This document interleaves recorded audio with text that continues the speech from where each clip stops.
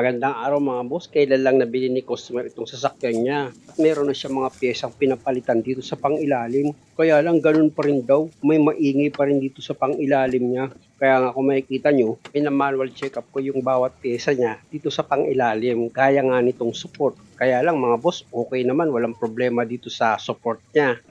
Actually, ang problema ni customer dito sa pangilalim niya, may mga time nakakarinig daw siya ng vibration dito sa ilalim na minsan naman lagutok or lagitik yung naririnig niya tapos nagkakaroon din siya ng ingay na langit-ngit. Eh kung ganun, mayaman pala sa ingay itong nabiling sasakyan ni customer. Tanggalin ko na nga itong gulong. Siya nga pala mga boss, hindi ko na naipakita sa inyo. Dito nga sa side na tinatanggalan ko ng gulong, nang chinek up ko yan, nakarinig ako ng ingay. Kami mismo ni customer. Pa-start ko muna itong makina tapos ipaliko ko yung manibela pa kanan. Okay, isa makina. Tapos i-recheck ko uli yan para malaman ko kung saan ang gagaling yung ingay na narinig namin kanina ni customer. At dahil sa wala namang kalog dito sa brake caliper, dito naman ako mag-check up sa lower arm niya, sa bushing. Wala, okay.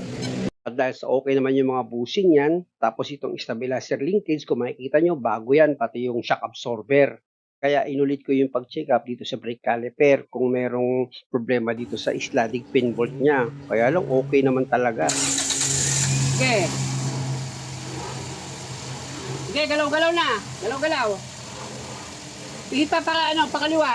Pinapaliko-liko ko itong manibela mga boss kaliwat kanan para maramdaman ko kung may kalog dito sa tie rod at track end niya. Syempre kasama na rin sa papakiramdaman ko itong buong steering rack assembly niya. Kaya lang wala akong naramdaman na kalog pero dito sa shock absorber maluwag yung mga tornilyo niya. Kaya dyan na galing yung ingay. Maluwag. Okay na. Pa-switch off ko na itong makina tapos higpitan ko itong maluwag na bolt dito sa holder ng brake hose. Tapos itong bolt and nut dito sa shock absorber, luluwagan ko yan mga boss dahil nga sa naka-tow out yung tayo ng gulong, hindi siya pantay. Napaka-amber mo to? Ha? Napaka-amber mo? Di ba? Wala sa alay niya, nawala. Kaya nga. Nung pinalitan yung Shock? oh. Oo. Nakita ko Nawala nga. sa sentro. Yung pinita yung shock, nawala sa alin, ano? Hindi pa ito pina-align ni customer dahil nga sa nakakarinig pa siya ng ingay dito sa pangilalim. Ang problema kasi dito mga bushing, kaya pala meron itong ingay dahil nga sa may mga bolt and nut dito sa shock absorber na hindi masyadong nahigpitan. Pangalawa, hindi man lang inayos yung tayo ng gulong. Kaya napaka-importante talaga nakabantay ka pag nagpapagawa ka ng sasakyan, eh. Yun nga eh. Kapag nakabantay kami, ayaw ayusin. Ay ayusin. Pag aalis kami, pagbalik namin. Tapos na. Patay tayo dyan. Loko eh. Tumatawa nga yung kasama ko eh. Baligtad. Mas maganda nga yung pinapanood ka habang nagtatrabaho, eh. Ayan ang sumbong sa akin ni customer na pag nanonood sila, ayaw gawin itong sasakyan niya. May focus. Kailangan umalis daw sila. Tsaka kaya nakabuka yung gulong nito kasi ito nga, oh. Ayan, oh. May adjustment siya konti, eh. Kailangan, ang pasok niyan, wag nakatulak na gano'n, dapat nakahila. Para yung gulong dumiretso. Pero sinabihan ko pa rin si customer na after nito, kailangan ipa-align niya pa rin itong sasakyan niya para siguradong hindi mabilis ang pudpud ng gulong. Balik na ako dito sa ginagawa ko mga boss. Noong umpisa kasi, kinalog ko na itong gulong niya at nakarinig nga kami ni customer ng ingay na ang pinanggalingan nga ng ingay, itong bolt and nut ng shock absorber. Hindi siya masyadong nahigpitan. Check ko na ngayon yan mga boss. Palu-paluin ko yan. Ayan, oh. Oh. Yes na. Wow, wala nang tumutunog, oh. Sayang, hindi ko na ipakita sa video kanina, eh. Yung shock lang, maluwag. Siguro, pispasan nila yung trabaho, sir. Baka dumating ka. Ang ginawa niyo, kumain lang kayo? Merienda. Una kumain, pangalawa merienda. So, pagbalik niyo, puro tapos na. Oo, kamusta? Pero pag nandiyan kayo, ayaw gawin. Oo. Parang inaantay kami talagang umalis. Oh. O baka magalit kayo sa akin, nakikinig lang ako sa sumbong ni Kung customer. pag may customer magpagawa, ayoko nang aalis. Gusto ko panoorin niya kung paano ko ginagawa. Ayun, maganda. Kasi kung wala naman tayong tinatago, walang dahilan para kailangan pang umalis ni customer bago natin gawin yung sasakyan niya. Tingnan natin ngayon. Oh, tama, oh. Oh, di ba? Oo. Tinesting ko na ito sa pataas. Yung sinasabi mo sa akin, ito halimbawa, pataas natin. bago lang isak nito eh. Diba? Oo. Ayan wala kagalaw-galaw. Oo. Wala Kapag may problema ito sa ball joint, sa bearing, sa shock absorber, pag inangat mong ganyan yan, aangat yan. Gagalaw. May video ako niyan, panoorin mo. Baliktarin natin yung sasakyan, masyadong mainit sa pwesto. Ha? Oo, harap doon. Dito mo iharap sa kabilang side. Masyadong mainit mga bossing, baliktarin natin yung sasakyan niya. Check ko na rin syempre yung kabilang side nitong shock absorber. Baka maluwag din yung bolt and nut niyan. Diba? Okay! Kaya na mga boss, nabaligtad na. Punta na ako dito sa kabilang side ng shock absorber para nga ma-check up ko rin yan. Gamit itong tubo, iaangat-angat ko itong gulong. Wala rin kalog to. Wala.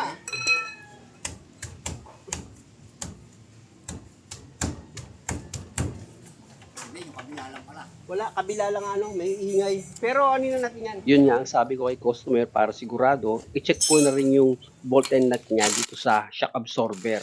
Maganda kasi yung nagdadrive ka na wala kang inaalala. Ayan na mga boss, natanggal ko na yung mga nut dito sa gulong kaya tatanggalin ko na yan. Tapos ilapit ko itong camera. Tsaka ako ngayon sisikwatin yung bushing niya dito sa lower arm para malaman ko kung may kalog. Tigas galing. Pati yung bushing dito sa sway bar niya, okay na okay. Wala rin kalog, wala rin yan. Wala Kaya punta na ako dito sa shock absorber para mag-check ko na yung bolt and nut niyan. Luwag luwag Actually, dapat pepersa ka rito eh. Maluwag yan, basta ganyan. Hindi mo kuha sa persa to. Hindi mo kuha sa ganun-ganun lang yung pagluwag niyan. Maluwag yan, basta ganyan. Dapat yan, mahigpit na mahigpit. Kaya tama yung kwento ni customer eh. May mga time talagang nakakarinig siya ng ingay dito sa pangilalim ng sasakyan niya. At dahil sa naluwagan ko na itong bolt and nut dito sa shock absorber, syempre, diretso ko na rin itong tayo ng steering knuckle niya para pag inilagay yung gulong, diretso. Hindi mo man ma-perfect. Syempre, masisipat naman ang mata mo yun kung diretso or tabingi yung tayo ng gulong. Hindi naman kasi dahilan na porket magpapa-align naman si customer, hindi mo na aayusin yung tayo ng gulong.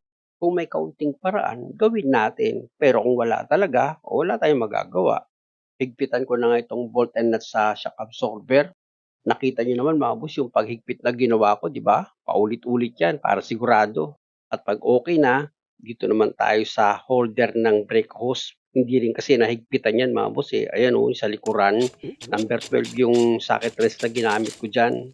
At para siguradong mawala yung lagit-kit mga boss, isprayan ko muna ng penetrating oil itong mga kinakalawang dito sa pangilalim ni customer para kahit papaano mabawasan na yung sama niya ng loob. Nakita mo yan? Ayan Nakita mo may video ko niyang ginawa Diba? Napanood mo yun? Yung Avanza? Ganun gawin mo. Kaya yung ginawa underwash mo muna. Kasi pag ako gumawa magbabayad ka pa. Ganun din, pa-underwash ko, di babayad din ako. Kaya nga ibig kong sabihin, ikaw na gumawa, gayahin mo na lang yung ginawa ko. Kung ikaw na gagawa, mag-underwash ka, tapos isprayan mo to. Isprayan mo yun. Wala. Tanggalin yung under ko to. Kakalawangin na yan Kalakalawang na ito. Kalawangin na yan pag ako gumawa yan, siyempre, gagastos ka pa, di ba? Maganda yung ikaw na lang. Okay. Sabihin naman ng mga manunulsol na nanonood sa atin, pinapagalitan kita. Alam mo naman sila. Diba? Mahilig manulsol na tao alagad ni Satanas Uy, nagagalit si Dot Mechanic, pinapagalitan yung customer. Di ba? Alam mo siya yung apektado Hindi nga alam, gusto ko lang matuto kayo. Diba? Ilililis niya lang yung landas. Ibang landas ang gusto niya. Gusto niya yung customer wag matuto. Ngayon, pag pinapagalitan ko dahil gusto ko silang matuto, nagagalit siya, sasabihin, pinapagalitan yung customer. Diba?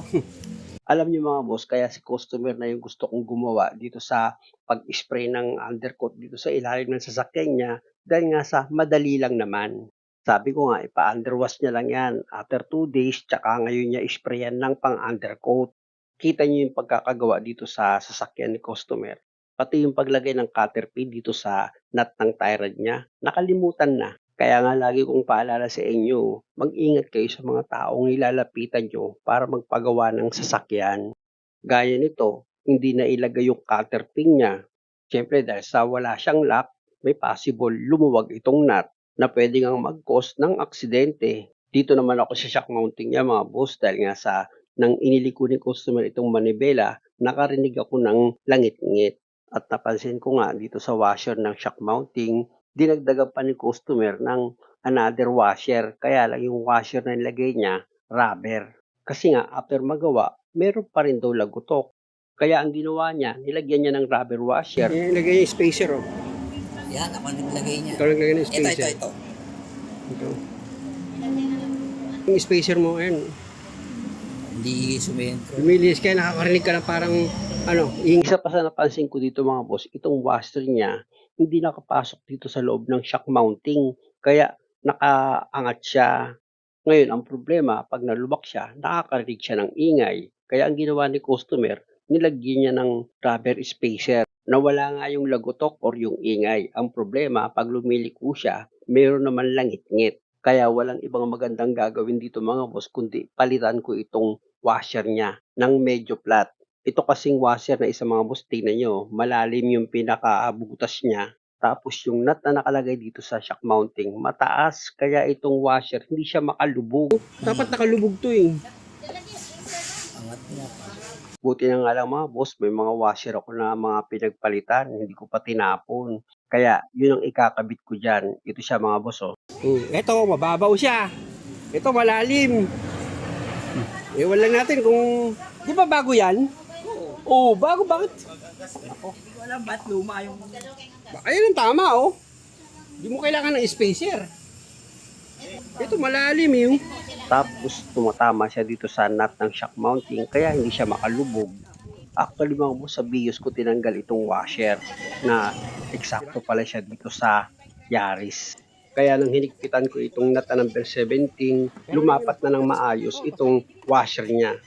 Kaya lang mga boss, mahaba pa itong video, pasensya muna. Mayroon pa kasing dalawang problema si customer gaya nung pagbiblik ng ABS niya dito sa dashboard. Abangan nyo na lang sa last part at kung okay lang, pasubscribe na rin itong channel ko. Maraming salamat!